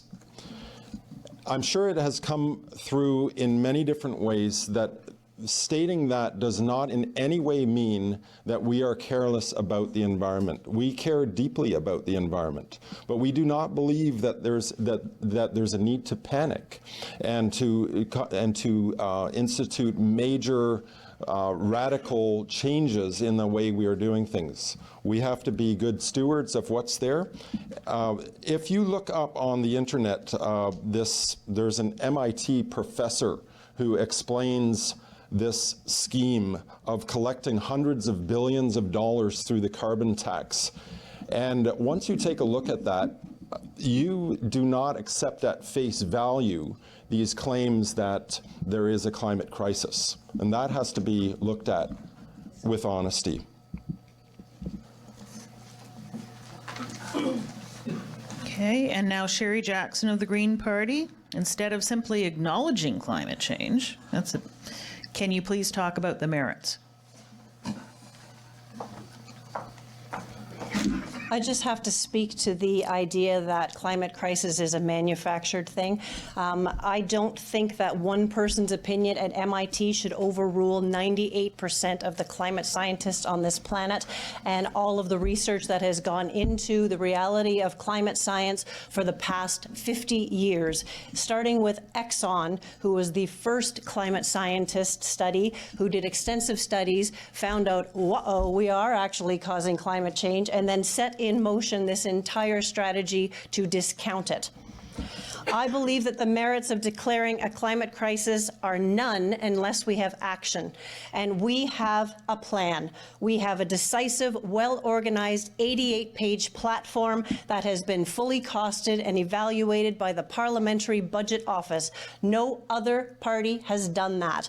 We have created a budget, we have created a clear strategy, and we are ready to move forward with that strategy. We have been proclaiming the same thing for a number of years, for decades, in fact, that action must be taken. First, we started with air pollution, then we started with global warming, which moved to climate change, which moved to climate crisis, which moved to climate catastrophe, until we are here on the precipice of deciding whether or not 1 million species on this planet, including humanity, will become extinct due to our negligence.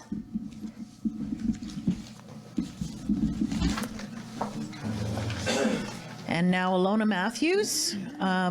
Instead of simply acknowledging climate change, what are the merits of declaring a climate crisis?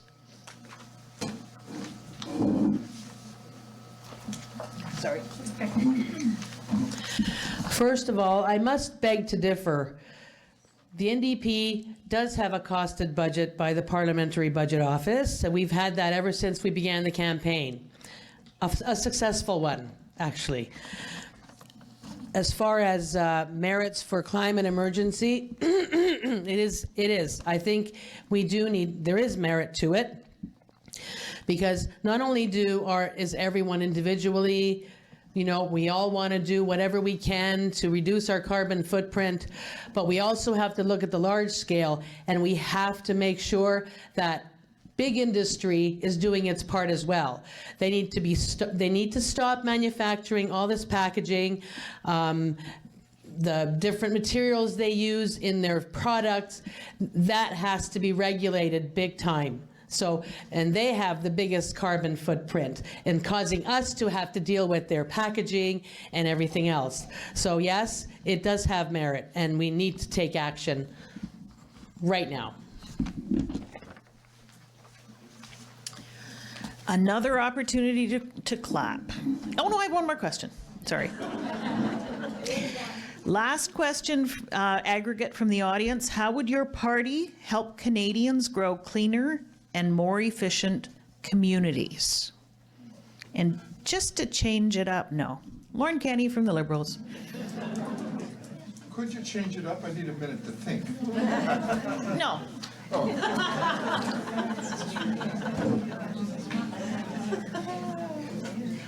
It's not totally fair. They all get 3 or 4 minutes to think while I have to pop something off right off the top of my head.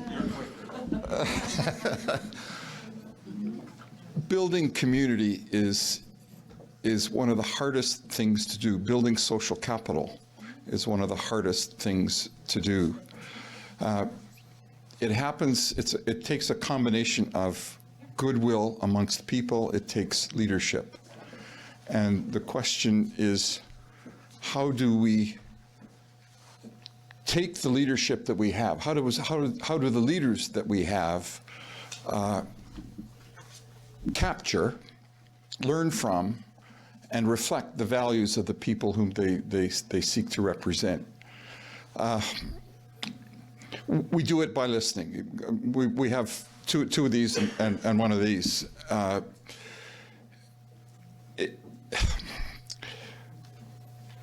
One of the things that I've always thought is that our volunteer sector, our not-for-profit sector, is the place where we find the initial wisdom for many of our governmental actions.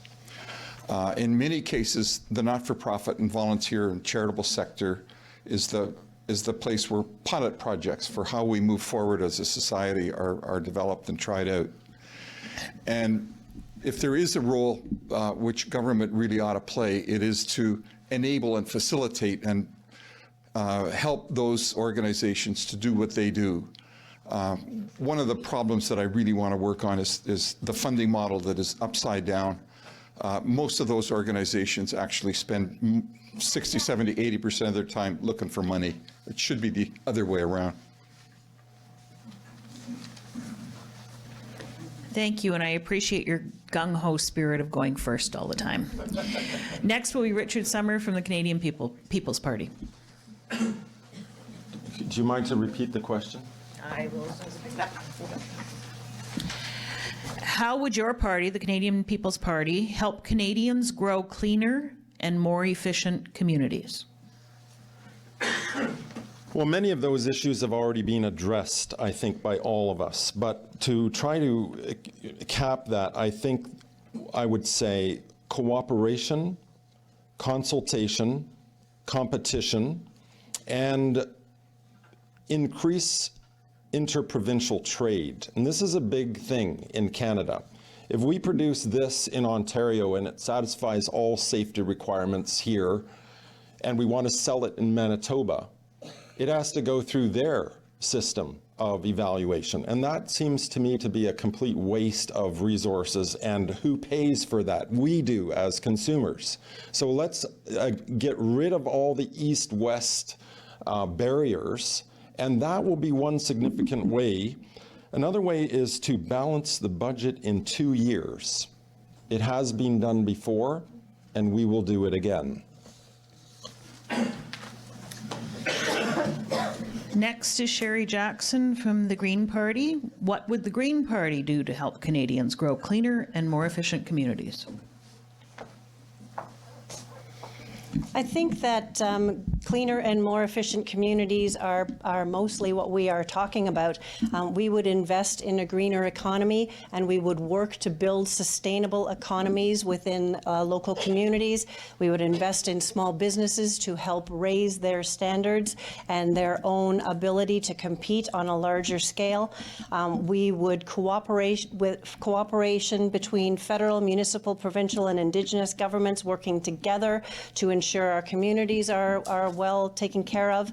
We would improve transportation for local communities, invest in affordable housing, and invest in retrofitting our buildings and our homes to help make sure that things are cleaner and greener.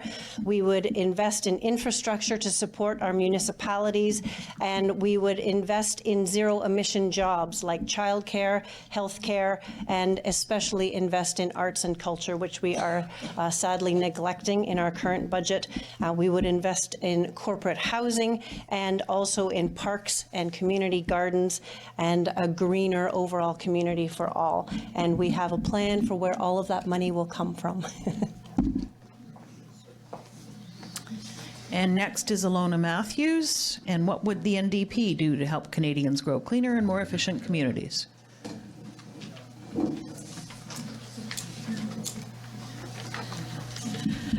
We would also do everything green, all of those things, electric transit, electric cars, and encouraging people to drive electric cars. We have car stores around here, lots of them, and car stores.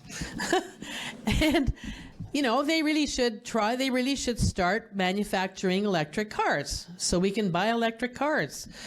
You know, and get the charging stations, ban non-biodegradable materials, enforce regulations on pesticides for the farmers, rezone areas where that is still good farmland, make sure that no one builds on it, no development, keep our air clean, make sure we maintain our forests and our green areas. So many things. We could just name them and name them. We would do everything that possible to make this possible.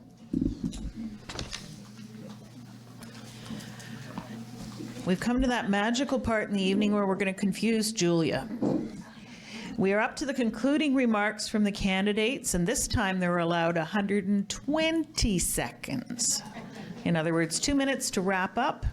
And remembering, we are the 100 debates on the environment. First, would you like to go first, Lauren? I have a choice. No.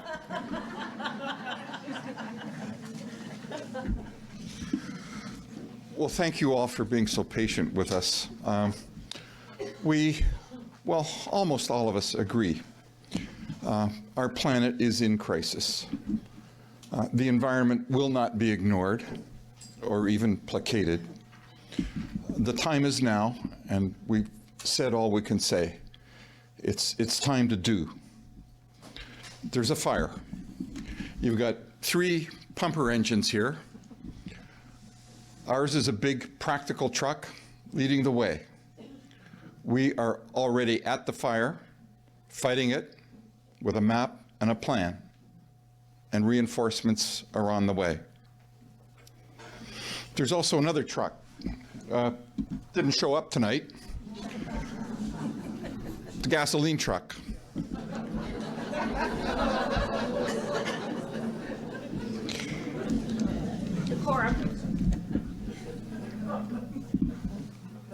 I got into this because of the environment and my grandchildren. I don't need it. I have a reputation. I don't need to burnish it. I just want to do this.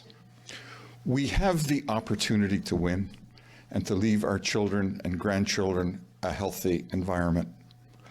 Let's not blow it.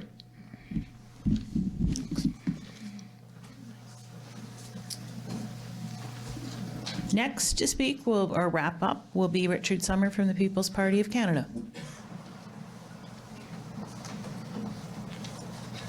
That was an excellent poetic address. Yes, thank you. Well, there is wide consensus here on many issues, and obviously we don't agree on everything, but what I love about it is this, and this as an audience too. I know you've been told you couldn't say anything, but this is an atmosphere that we can work in.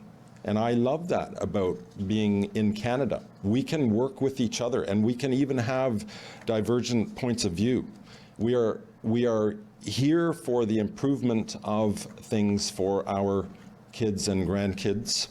And this gives me a lot of hope that we can do things. And we, as one of the parties out there, we have ideas, and you can pick them up at the back. I didn't bring 200 copies, but there are some which lay out the many things that we are doing, which we believe will make a very, will have a great impact on making Canada better and keeping it what it is. Thank you. Next person to wrap up will be Sherry Jackson from the Green Party. Thank you.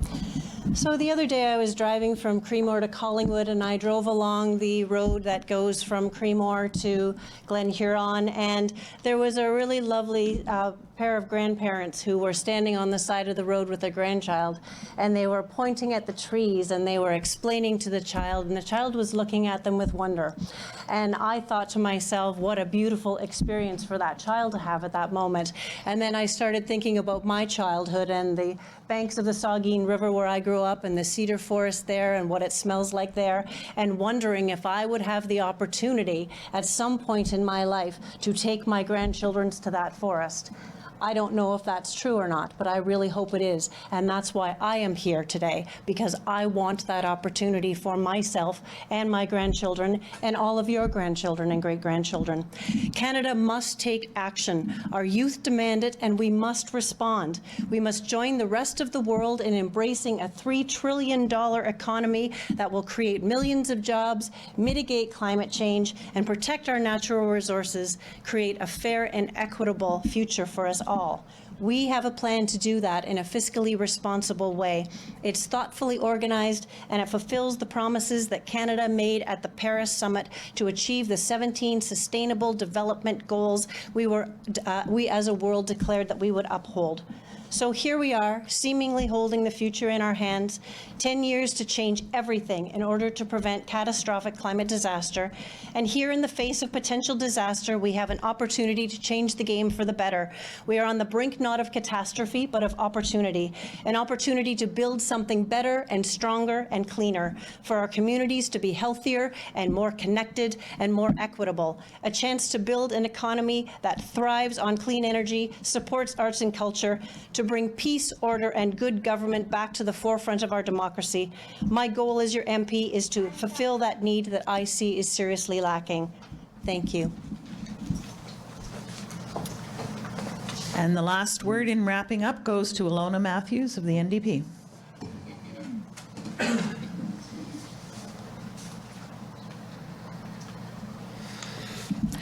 Thank you all again for joining us here today.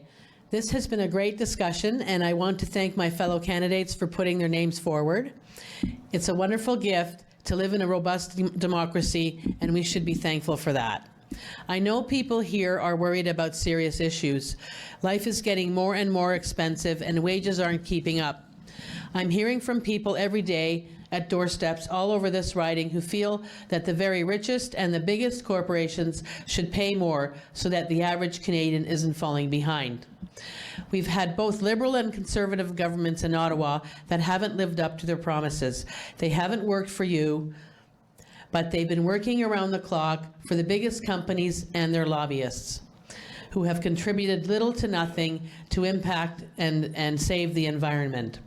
We are paying for the damage to the environment that previous Liberal and Conservative governments have allowed to happen. It takes a full commitment, not only from the government, but also from people and corporations to change this. Humans are the caretakers of the earth. We are responsible for it so that it can take care of us. We as a people have failed in this endeavor, and we need to change. I'm asking for your vote because I'm ready to work hard for this community. I am ready to fight to make the environment safe and healthy for our children and grandchildren, to give everyone an equal chance. We need bold action on climate change, and the NDP has the guts to do it. By sending me to Ottawa, I can promise that you will elect someone that is always on your side. Thank you.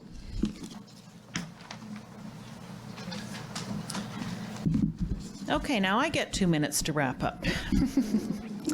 I would like to thank you all for attending and being a part of 100 debates across the country on the environment. We know this is critical. This is a critical first step towards creating the change we need, because what doesn't get debated doesn't get done. You may remember I said that at the beginning. I'm reinforcing it at the end. Tonight's debate, part of a national program to have at least 100 debates on the environment across the country, actually 105, is being filmed locally by Rogers Cable TV. It will be shown on our local network, Channel 53, at 7 p.m. on October 9th, 10th, and 16th, and at 5 p.m. on October 14th. Now, here's a little ad. If you are interested in finding out more about the newly formed nonpartisan Collingwood Climate Action Team, hold up your hands, Climate Action Team. They're in the room. Please email us at collingwoodcat, stands for Climate Action Team, @gmail.com, or visit our Facebook page. You may want to watch the documentary film Resilience, Transforming Our Community, available free online from the Owen Sound filmmakers. And there's a www.resilience.info, and on YouTube. This was shown on September 26th at the Collingwood Public Library. As a follow-up to this inspiring film, a group of participants will meet 1 week tonight, October the 9th at 7 p.m. here at the Leisure Time Club, to decide what projects we take on from here. So please join us. That's them. Please join them, us, the Climate Action Team. Anyway, now is the opportunity. I'm going to let you loose. Please tell our candidates you appreciate them showing up and answering your questions.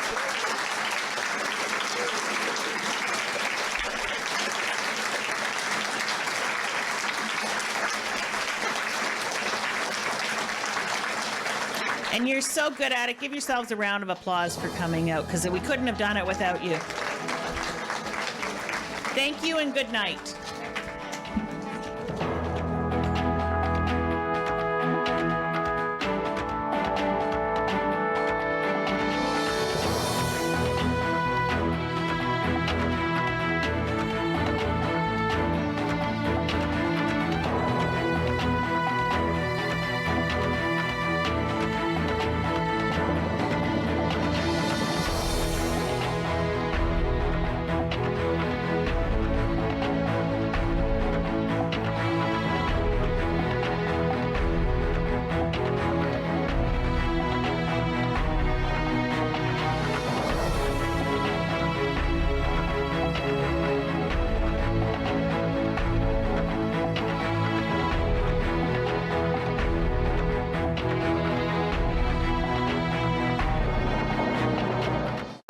Call the Rogers TV viewer response line, email us, or connect with us on social media.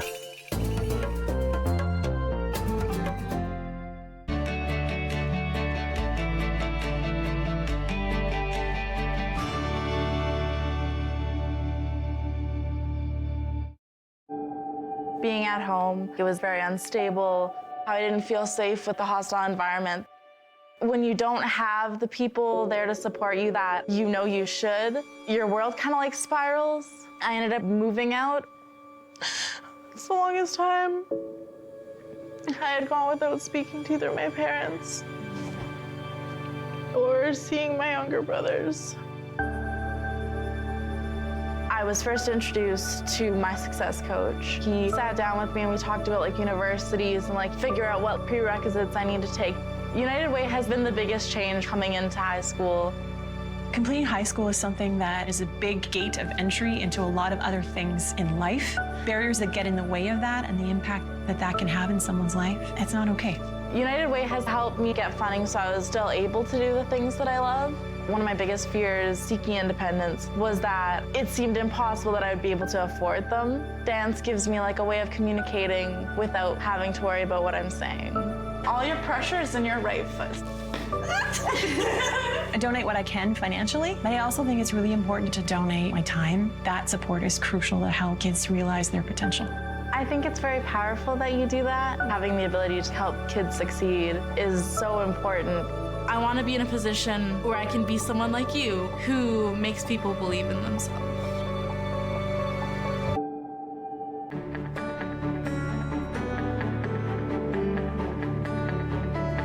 This is Rogers TV.